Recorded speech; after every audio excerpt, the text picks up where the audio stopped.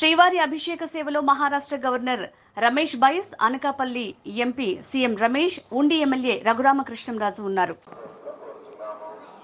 ఎన్నికల ముందు స్వామివారిని ప్రార్థించిన మేరకు నేను కోరుకున్న మొక్కు నెరవేరినందుకు అత్యద్భుతమైన విజయాన్ని చంద్రబాబు నాయుడు గారి నాయకత్వంలో కూటమికి ఇచ్చినందుకు, అలాగే నన్ను కూడా నా ఉండి నియోజకవర్గ ప్రజలు అత్యధిక మెజారిటీతో గెలిపించినందుకు నేను కోరుకున్న మొక్కు ప్రకారం స్వామివారికి కృతజ్ఞతలు తెలుపుకోవటానికి ఈరోజు ఇక్కడికి రావడం జరిగింది.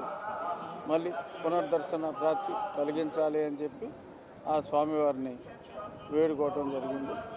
రాష్ట్ర ప్రజలందరూ సుభిక్షంగా ఉండాలని, నూతన పరిపాలనలో రాష్ట్రానికి ఉన్న ఆర్థిక ఇబ్బందులన్నీ తొలగి చక్కగా పరిశ్రమాభివృద్ధి జరిగి ఈ రాష్ట్ర ప్రజలు ఏ రాష్ట్రానికి వెళ్లకుండా అందరూ ఇక్కడే సుఖ సంతోషాలతో ఉండాలని దేవదేవుడైన వెంకటేశ్వర స్వామిని ప్రార్థించడం జరిగింది. ఆంధ్రప్రదేశ్లో ఎలక్షన్ రిజల్ట్స్ వచ్చిన తర్వాత నేను అనకాపల్లిలో పార్లమెంట్ అభ్యర్థిగా భారీ మెజార్టీతో గెలిచిన. ముందుగానే అనుకున్నాను ఆ వెంకటేశ్వర స్వామికి వచ్చి శుక్రవారం వస్త్రం చేయాలి అని.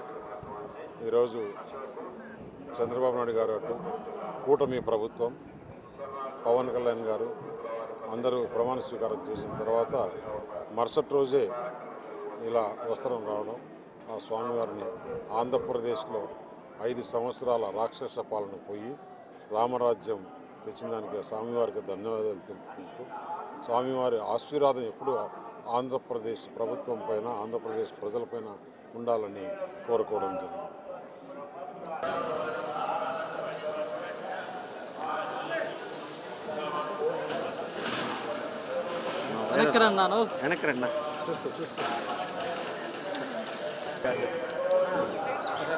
మేడం